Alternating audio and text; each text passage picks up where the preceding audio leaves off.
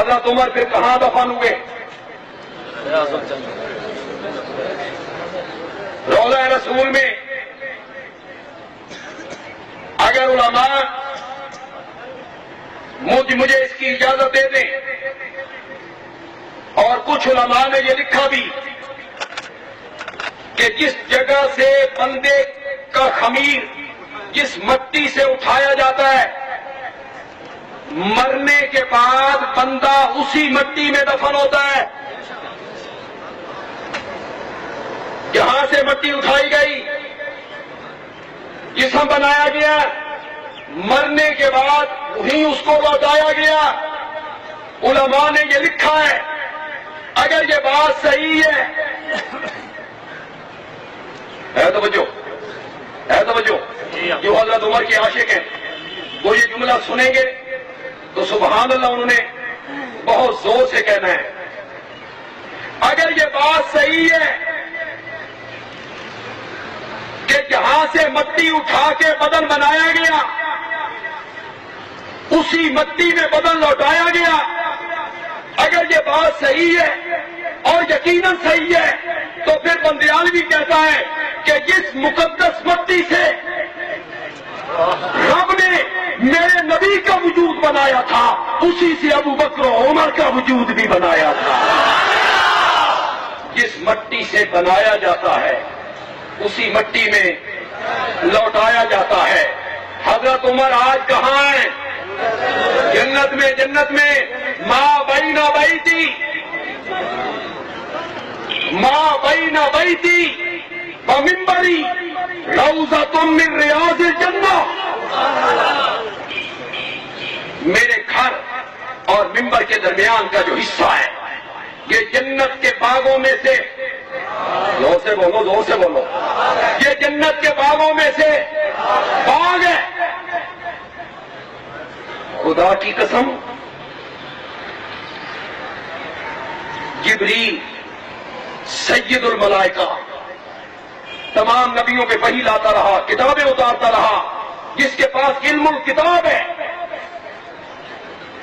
اس جبریل پر رب کی رحمتیں اتنی نہیں اترتی جتنی رحمتیں میرے نبی کی قبر مقدس پہ اترتی۔ ان اللہ وملائکتہ یصلون علی النبی۔ علماء کرام جانتے ہیں یصلون مضارع کا صیغہ ہے جس میں دوام اور استمرار پایا جاتا ہے۔ معنی یوں نہیں کریں گے اللہ نے رحمت بھیجی، نہیں، میں نہ کریں گے 24 گھنٹوں میں کوئی لمحہ ایسا نہیں گزرتا کہ رب اپنے نبی پر رحمتیں نازل نہ کرتا۔ رحمتوں کا سلسلہ شروع ہے۔ جس جگہ پہ حضرت عمر دفن ہے وہ روضۃ من ریاض الجنہ ہے۔ ایک استدلال کرنا چاہتا ہوں، صحیح استدلال کر لوں، کہنا اچھا استدلال کر گیا ہے۔ جو دوسرے طبقے کا کوئی بندہ میری اس بات کو سنے، ضد نہیں ہے، اناد نہیں ہے، ہم گالیاں نکالنے والے لوگ نہیں ہیں، ہمارا مذہب تبرہ نہیں ہے، تولا ہے، ہم تبرہ نہیں کرتے، ہم نفرتیں نہیں بانٹتے، محبتیں بانٹتے ہیں۔ دوسرے طبقے کا کوئی آدمی میری اس گفتگو کو سنے یا میری کیسٹ اس تک پہنچے، خدا کے لیے میری اس دلیل پہ غور کر لے۔ حضرت عمر اور ابو بکر اس وقت کہاں ہیں؟ زور سے بولو۔ اور کافروں اور منافقوں کے بارے میں قرآن کیا کہتا ہے؟ قرآن نے کہا یا ایھا النبی جاہد الکفار والمنافقین واغلظ علیہم ومأواہم جہنم۔